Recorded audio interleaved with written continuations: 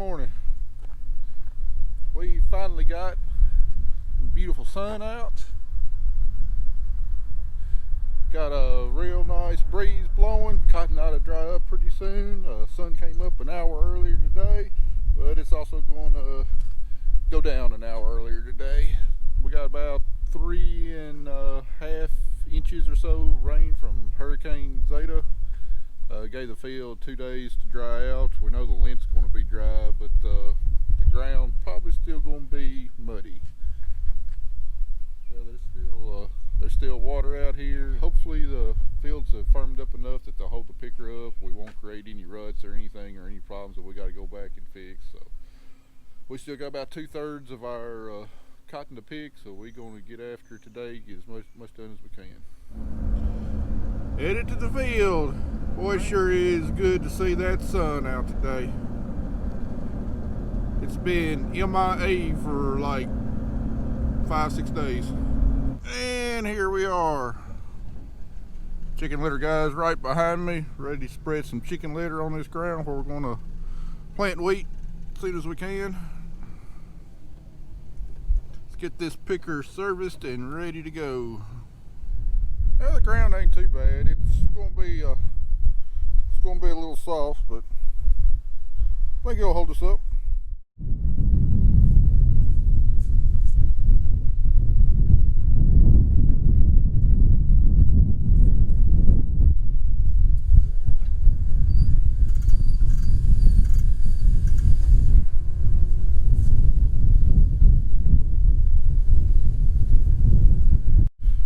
Clean the radiator out.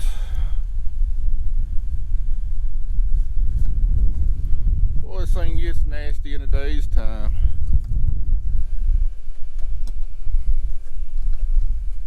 Here to get this lint off. I don't know where I went to.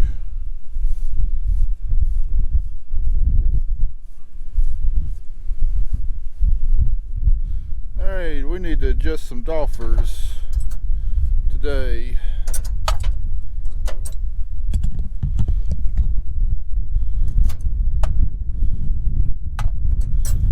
Been 2 days since we adjusted them and need to keep them nice and tight. Otherwise they don't keep a nice sharp edge on them.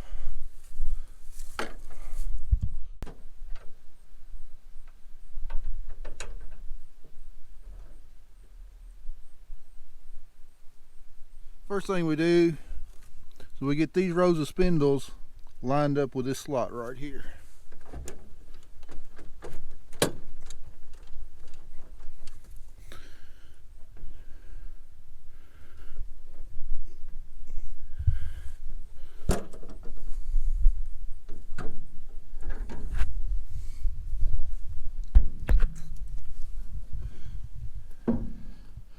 If you can see in there, we got just these yellow urethane doffers down to where they're just barely touching the top of the spindle. The doffers is what knocks the cotton off the spindles, and they have to be adjusted regularly.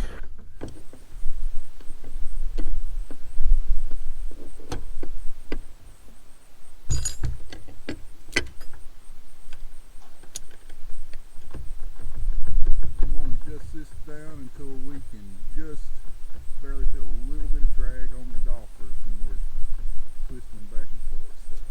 Don't require much adjustment, just a little bit. Alright, last thing we got to do is to grease all the spindle bars in the heads.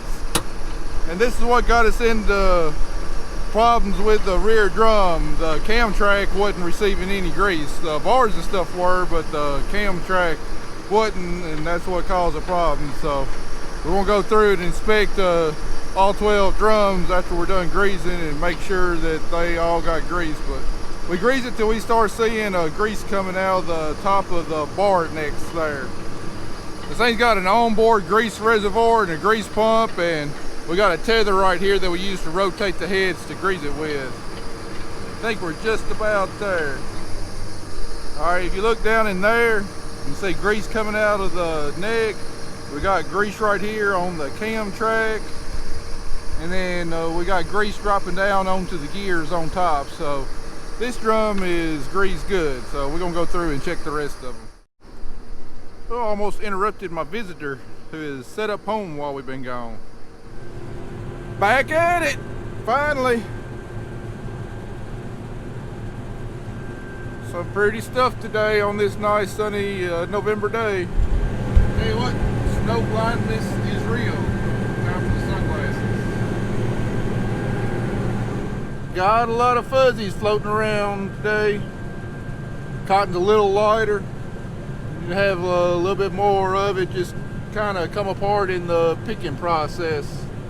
First basket of the day. It's not a huge one. We're trying to, with the way as wet as the soils are, trying to keep weight going across the field to a minimum to minimize soil compaction.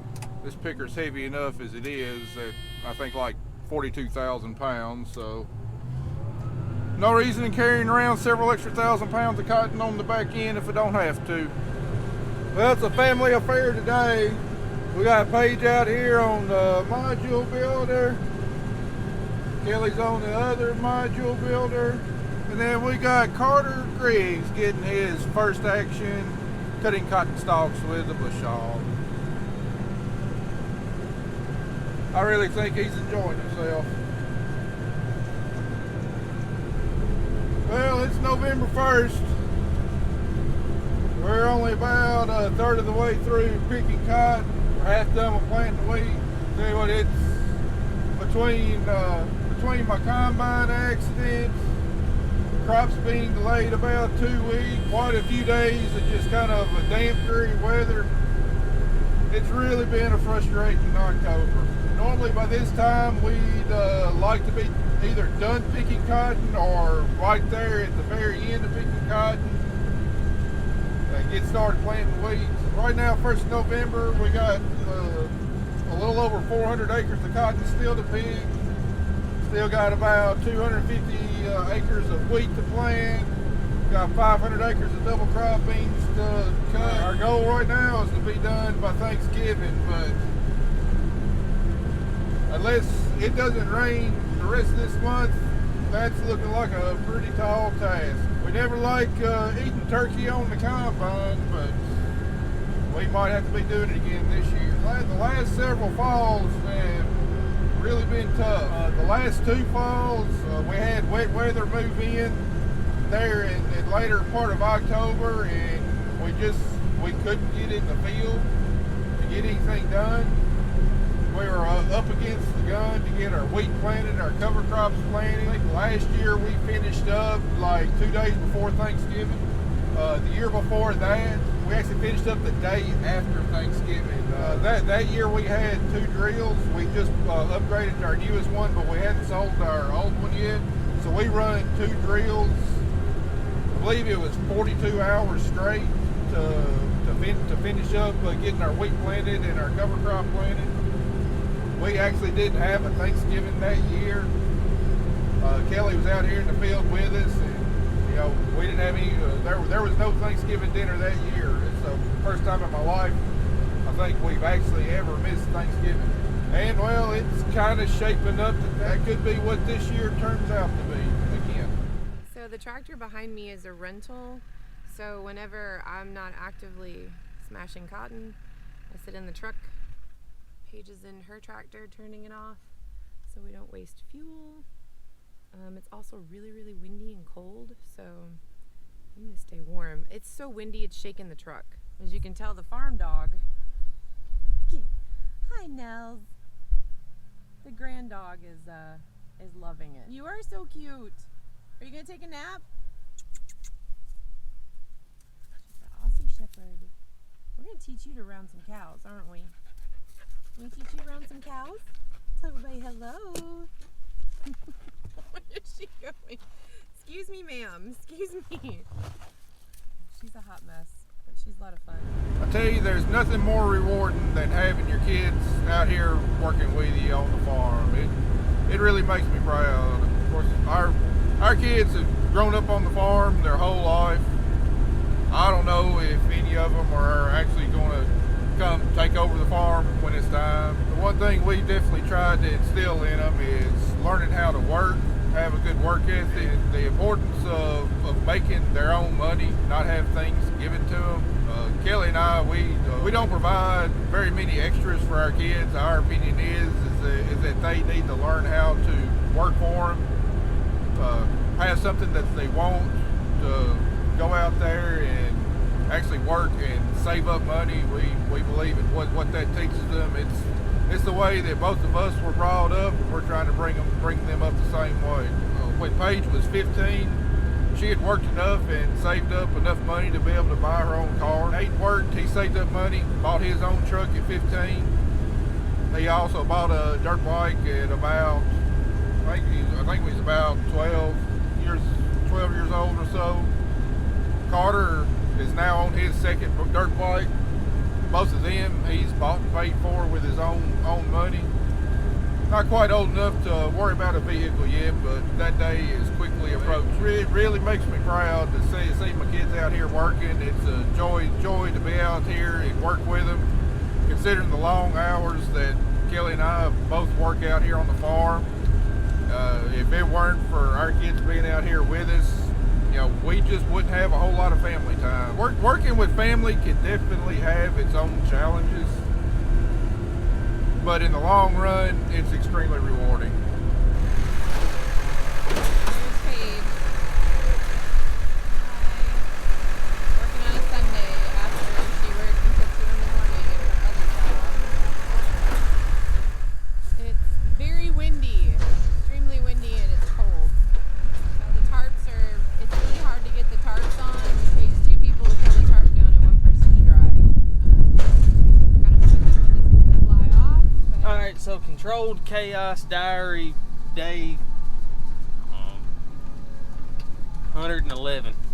We've got 20 plus mile an hour winds out of the north blowing in a cold front tonight, which making it almost impossible to tarp modules. It's taking 3 of us to tarp.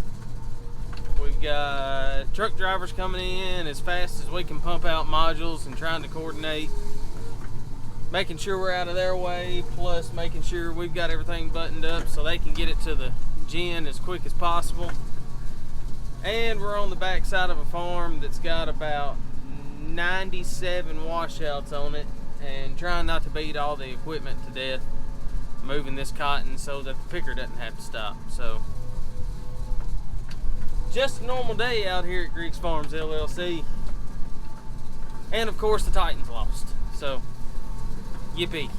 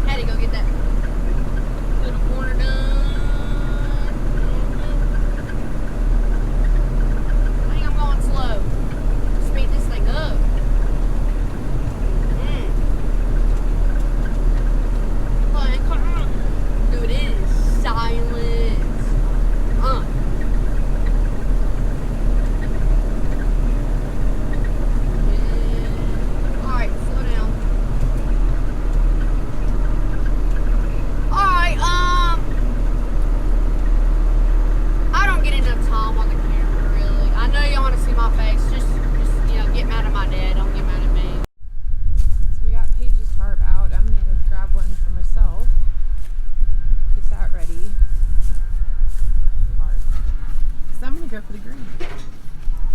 What are you doing with this guy? Oh my gosh, see? Oof.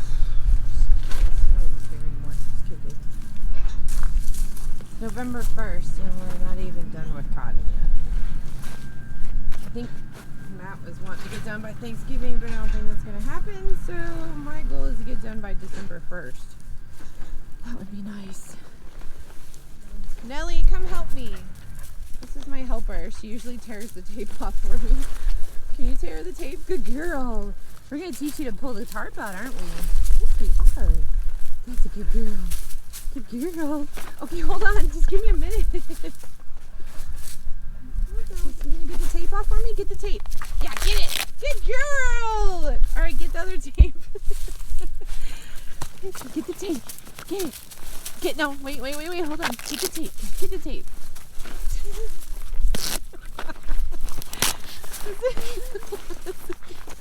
Okay, I know you're so... Nelly, stop. Hold on. I know you're excited. All right, this is teaching dog 101 to pull the carts out. All right, pull the cart. Pull it. Get it, girl. Get it. Get it. Bite it. Pull it. Oh, no, wait. No. I don't want to pull that part. I don't want to pull that part. Hold on. Oh, my gosh, Nelly. She got that one tag stuck to her face. Oh, my goodness. And we store our tarps right here. And then we get the tarps from the gin. Probably have enough to last until Tuesday.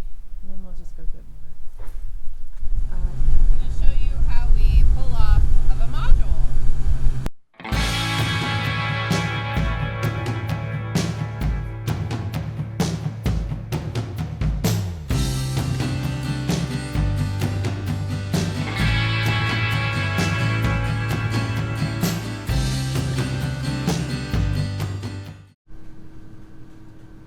This farm we're on right now is the last 65 acres we've got left in Crockett County.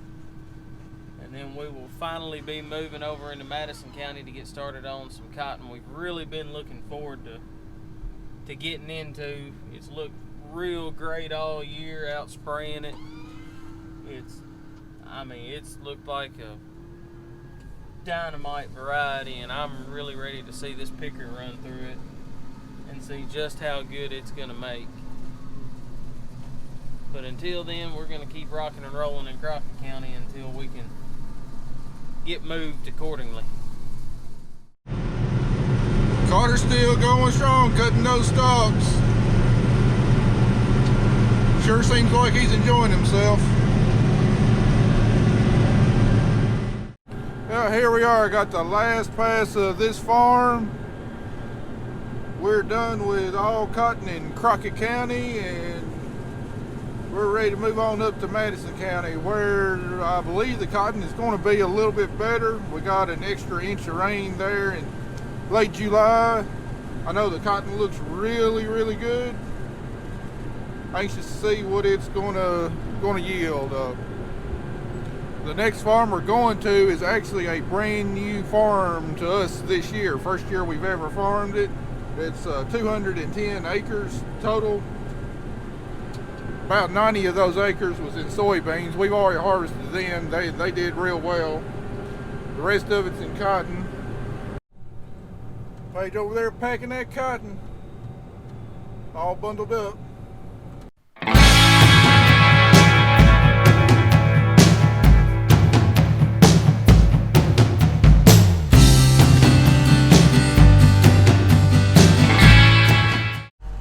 We just got a little spot for the in-rows picked out. Got 2 1/4 acres picked out on this farm. That's what it's averaging just on the in-rows, and the short cotton that I didn't think was going to be that good. This farm I think is going to be something special. It could potentially be the best cotton I've ever picked in my life. Can't wait to get back out to the field tomorrow and see what it looks like in the daylight. Time to shut this thing down.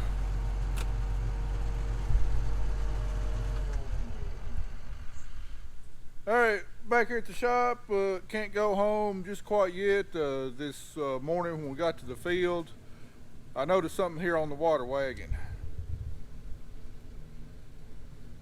That's a crack about halfway through on the main frame going to the tongue. As you can see, that's a pretty serious safety hazard. If that were to crack all the way through, going down the road with 800 gallons, it wouldn't be a pretty sight, either for my water wagon or any potential oncoming traffic we might encounter. So my plan is I'm gonna bevel that crack out, weld it up, then grind the weld smooth and try and find a thick piece of steel to scab over the top of it, and I believe it'll be fixed pretty well then. So That's gonna be my plan.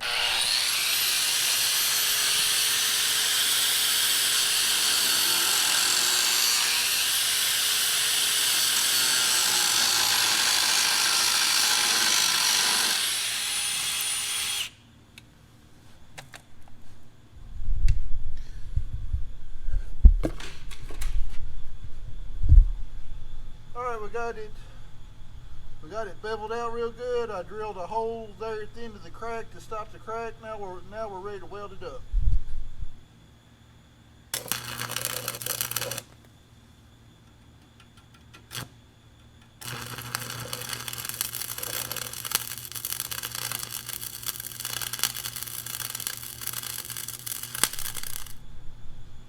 Well, not too shabby, not the best, definitely not the worst. Alright, now that we've welded it up, we got about a 3/8 inch piece of steel there. We got clamped. We'll start off welding on this side, and then we're going to heat it up to follow the bend around and finish welding it in. 3/8 inch by itself is not all that thick, but it's about as thick as what that channel iron is, so the combination of the channel iron being welded and then that plate, it should be strong enough to hold it.